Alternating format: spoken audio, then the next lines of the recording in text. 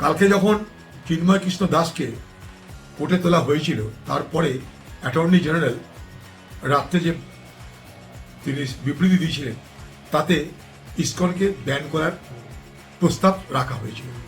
আমার মনে হয় আন্তর্জাতিক বিশ্বের যে চাপ, কারণ ইসকন একটা আন্তর্জাতিক সংগঠন, তারা কখনো হিংসা করে বলে আমাদের জানা নাই, তারা কখনো রাইফেল বন্দুকের কারবার করে বলে আমাদের জানা নাই। এটা একটা আন্তর্জাতিক কৃষ্ণ ভক্তদের একটা দল। তাদের সঙ্গে বাংলার ঘনিষ্ঠ সম্পর্ক আছে, মায়াপুরের সম্পর্ক আছে, আপনারা জানেন ইসকনের হেডকোয়ার্টার নাম মায়াপুর। তো আমাদের বক্তব্য তখন সারা আন্তর্জাতিক চাপ সৃষ্টি হয়েছে, কারণ আপনাদের কাছে ইসকনকে ব্যান করার প্রতিবাদে আমেরিকাতে, ইউরোপে সর্বত্র প্রতিবাদ মিছিল ধ্বনিত হয়েছে।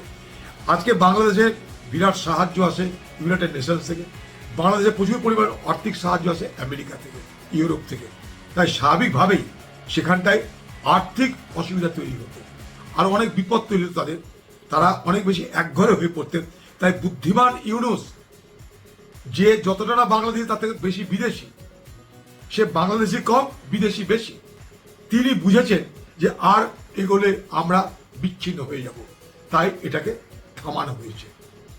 যেটা বলেছে সেটা স্বাভাবিক এটা, কিন্তু হাইকোর্টে গিয়ে আর দরবার করেনি ইউনুসের সরকার, এই কারণে যে আন্তর্জাতিক চাপ তাদের উপর সৃষ্টি হচ্ছে।